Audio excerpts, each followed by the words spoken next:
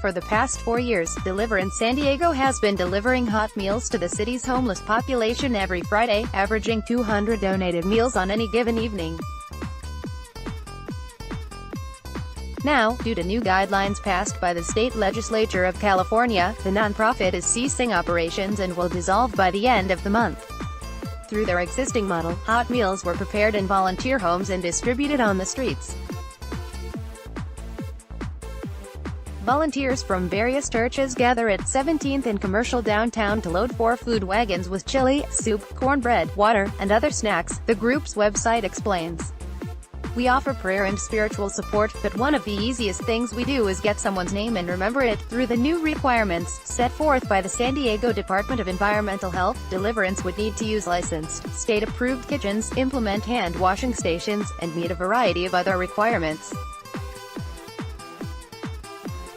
With a yearly budget of less than $7,000, according to the nonprofit's treasurer, Deliverance determined it can no longer sustain operations without extensive and expensive organizational changes.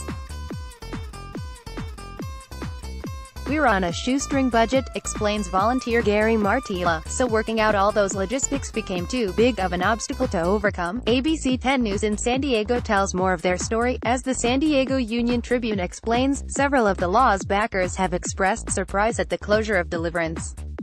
According to Heather Buonomo, a program coordinator with the Department of Environmental Health, some sort of workaround may have been available or achievable.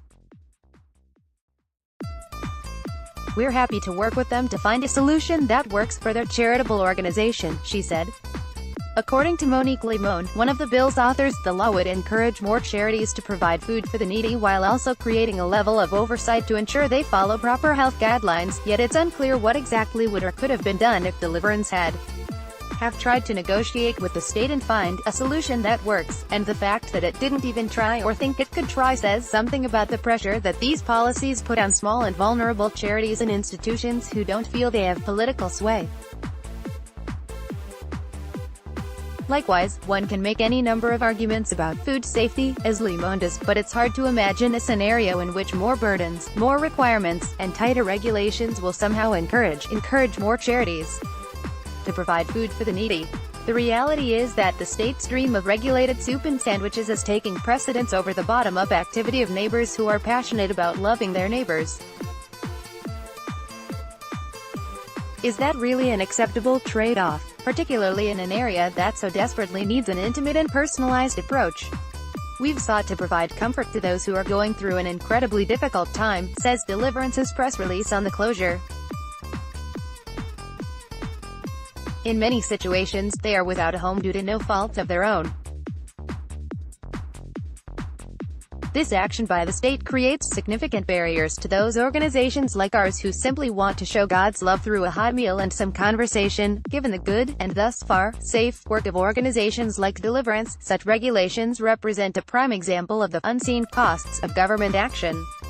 In some cases, well-intended government policies lead to trade imbalances or economic surpluses or corporate cronyism or community inequities, all of which yield their own forms of social corrosion.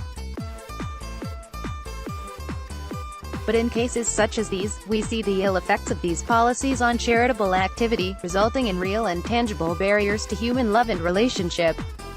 Is it really worth it? Click below to view our latest and most popular posts. Joseph Sunda is an associate editor and writer for the Acton Institute. His work has appeared in venues such as The Federalist, First Things, The Christian Post, The Stream, Intellectual Takeout, Foundation for Economic Education, Patheos, LifeSite News, The City, Charisma News, The Green Room, Juicy Ecumenism, Ethica Politica, Made to Flourish, and the Center for Faith and Work. Joseph resides in Minneapolis, Minnesota with his wife and 4 children.